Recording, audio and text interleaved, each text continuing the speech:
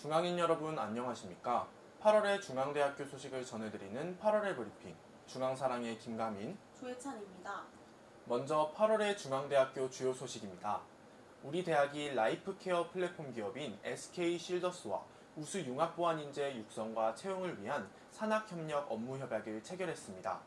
지난 10일 열린 협약식에는 이주락 산업보안학과장과 이창무 보안대학원장, 김태현 SK실더스 인재지원그룹장을 비롯한 양 기관 관계자들이 참석했는데요. 이번 협약을 계기로 우리 대학은 SK실더스와 협력해 산업보안학과 학생들에게 재학생 대상 채용 연계형 프로그램 구축, 현장 맞춤형 교육 프로그램 지원, 재직자 대상 보안 교육 프로그램 공동 운영, 보안 거버넌스 관리체계 운영 자문과 컨설팅 지원 등을 제공할 계획인데요. 그 외에도 보안 주제에 대한 공동 연구와 정보 교류에도 힘을 모을 예정이라고 합니다. 다음 소식입니다.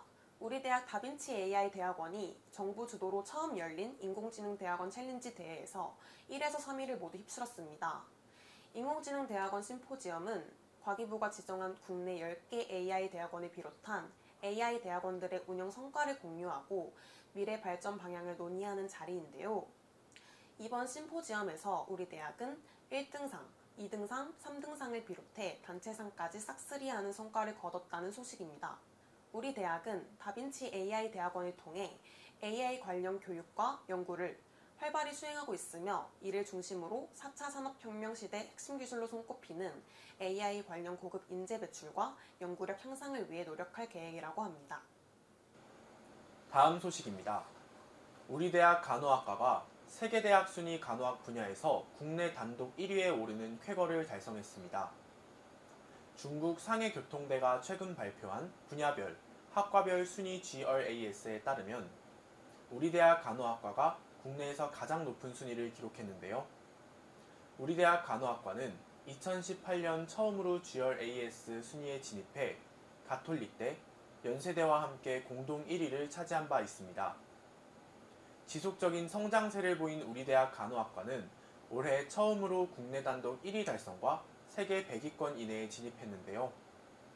단순히 순위만 높은 것이 아닌 세부적인 평가 내용에서도 우수성을 드러내며 우리 대학의 위상을 드높일 수 있었습니다. 다음 소식입니다.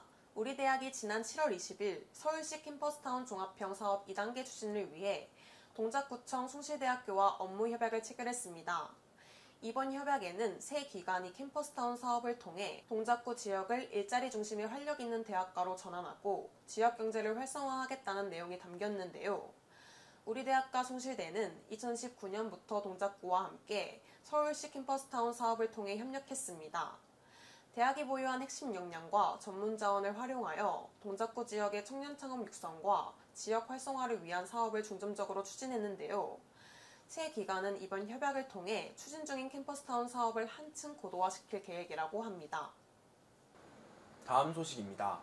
2023학년도 약학부, 의학부 입학 설명회 어서와 중대는 처음이지가 지난 7월 31일 오후 2시 310관 우리은행홀에서 개최됐습니다. 우리 대학 의대, 약대 진학을 희망하는 수험생들을 위해 실시한 입학 설명회가 뜨거운 관심 속에 성공적으로 마무리됐는데요. 좋지 않은 날씨에도 많은 수험생과 학부모들이 참석해 우리 대학의 인기를 실감할 수 있었습니다. 입학처는 설명회에 참가한 모든 수험생과 학부모에게 2023학년도 수시 모집 요강, 학생부 종합전형 안내책자, 논술 전형 안내책자, 전년도 입시 결과 자료 등을 배부했는데요. 또한 1대1 상담을 진행하는 등 예비 중앙인이 될 학생들에게 도움이 될 수 있는 정보를 제공하기 위해 애썼습니다. 다음 소식입니다. 우리 대학 인문콘텐츠연구소가 7월 22일과 23일 이틀간 실시한 인공지능 인문학 국제학술대회 ICAIH 2022가 업계 학계 전문가들의 호평 속에 성공적으로 종료됐습니다. ICAIH는 인공지능이 인간과 사회에 미치는 영향을 대주제로 개최되어 왔는데요. 올해는 인공지능을 다뤄온 역사와 앞으로의 방향성을 논의하는 등 언론이 AI를 어떻게 생각하는지에 대한 폭넓은 논의가 이루어졌습니다. 이번 국제학술대회에서 진행된 논의들은 인공지능 인문학의 토대를 더욱 단단히 뿌리내리기 위한 학술적 성과를 거두기 충분했다는 평가를 받았습니다. 다음 소식입니다. 예술대학 공연영상창작학부 문예창작전공 이승하 교수가 제11회 황순원 문학상의 황순원 문학연구상 수상자로 선정됐습니다. 황순원 문학상은 소설가 황순원이 세상을 떠난 뒤 그의 문학적 업적을 기리기 위해 2001년 중앙일보사가 제정한 상인데요. 이 교수는 황순원이 이해한 실존주의 사상과 문학 논문을 통해 이번 상의 수상자로 선정됐습니다. 다음 소식입니다. 8월 3일 2022학년도 신입직원 임명장 수여식이 서울 캠퍼스 201관 교무위원 회의실에서 열렸습니다. 이날 열린 행사는 새 중앙가족이 된 신입직원들에게 임명장을 수여하는 행사였는데요. 시설팀 김정혁 직원 외 12명이 이날 임명장을 받았습니다. 이날 수여식에 참여한 직원들은 우리 대학의 발전에 이바지할 수 있는 직원이 되도록 노력하겠다는 포부를 밝혔습니다. 다음으로 스포츠 소식입니다. 우리 대학 야구부가 제56회 대통령기 전국대학 야구대회 우승 트로피를 들어올리며 대학 야구 최강의 자리에 올랐습니다. 우리 대학은 32강 조선이공대, 16강 한국골프대, 8강 홍익대, 4강 당국대를 상대로 이틀 간격으로 진행된 4개의 토너먼트 경기를 하였는데요. 4경기 모두 완벽한 승리로 장식한 우리 대학은 결승전에 진출했습니다. 막강한 경기력으로 우승이 기대됐던 우리 대학 야구부는 최근 쏟아진 폭우와 악천후로 인해 결승전이 취소되어 원광대와 함께 대통령기 공동 우승을 차지하게 됐는데요. 우리 대학 야구부는 이번 대통령기에서 대학 야구의 최강자다운 모습을 보여줬고 남은 시즌이 더더욱 기대가 됩니다. 다음으로 연구 소식입니다. 전자전기공학부 임성준 교수와 정희준 박사, 박의용 박사과정 학생이 4D 프린팅 기술을 활용해 외부 상황에 따라 스스로 동작 주파수를 바꿀 수 있는 차세대 무선통신 안테나 기술을 개발했습니다. 이번 연구 성과는 과학기술정보통신부가 주관하는 중견연구자 지원 사업의 결과물인데요. 제조 분야 상위 1%로 손꼽히는 세계적 권위의 국제학술지 애디티브 매뉴팩처링에 8월 게재됐습니다. 임 교수는 공정기술과 설계기술, 전자기학 해석 기술을 융합해 달성한 것으로 안테나뿐만 아니라 회로와 센서 등에도 응용될 것으로 기대한다고 전했습니다. 다음 소식입니다. 우리 대학 동물생명공학과 박명걸 교수 연구팀이 화장품과 플라스틱 등 일상생활에 널리 쓰이는 물건들에 포함되어 있는 환경호르몬이 포유동물의 간을 손상시키는 것은 물론 대사질환을 유발한다는 점을 입증했습니다. 이번 박 교수팀의 연구에서 실제 환경과 같은 시뮬레이션을 통해 다중환경 호르몬 노출의 영향을 처음으로 입증했는데요. 향후 소비자들이 사용하는 제품의 유해물질 허용 수준을 정하는 데 있어 큰 역할을 할 것으로 기대가 됩니다. 박 교수는 이번 연구 성과가 국민의 실생활과 규제, 공중보건 관점에서 큰 반향을 불러일으키길 바란다고 전했습니다. 다음 소식입니다.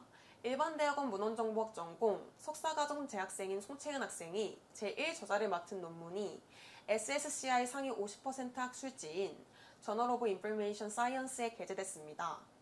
송채은 학생과 김학래 교수가 저술한 해당 논문은 공공데이터의 개방과 활용을 분석한 것인데요.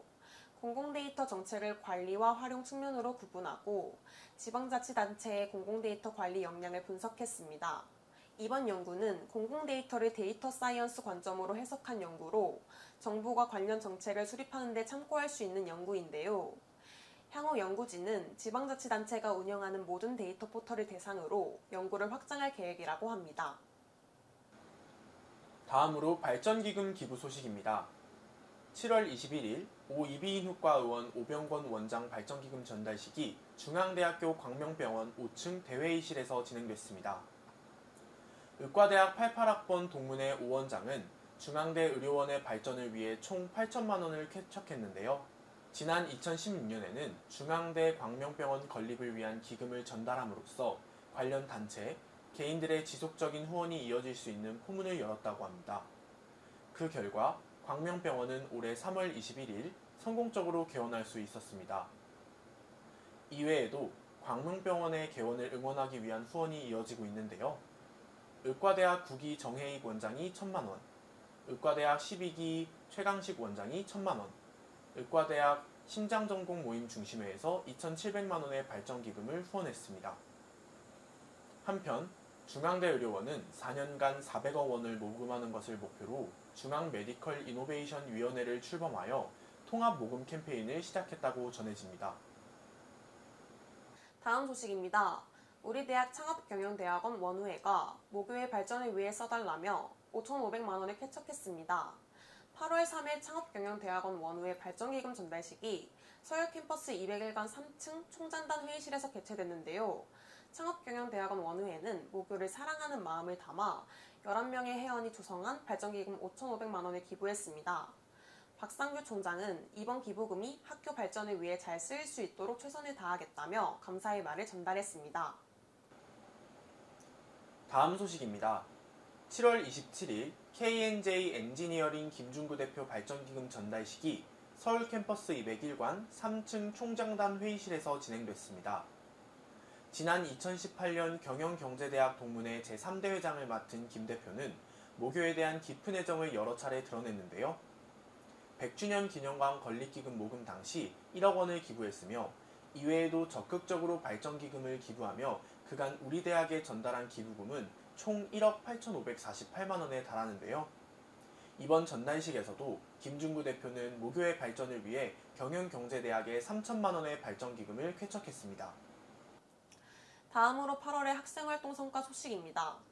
우리 대학에 재학 중인 김병기 박사과정 학생이 한스위스 박사과정생 연수사업에 선정됐습니다. 한스위스 박사과정생 연수사업은 과학기술정보통신부와 한국연구재단이 주관하는 사업인데요. 우리나라와 스위스의 신진 연구자들의 상호 방문 연구를 지원함으로써 연구 성과를 제고하고 국제협력 네트워크를 강화하는 것이 목표입니다. 김병기 학생은 세계적인 석학 마이클 그라첼 노잔연방공대 교수의 연구기관 LPI에서 연수를 받을 예정이라고 합니다. 여름방학이 끝나고 다가온 2학기 잘 대비하시길 바라며 이상으로 8월의 브리핑을 마치겠습니다. 감사합니다.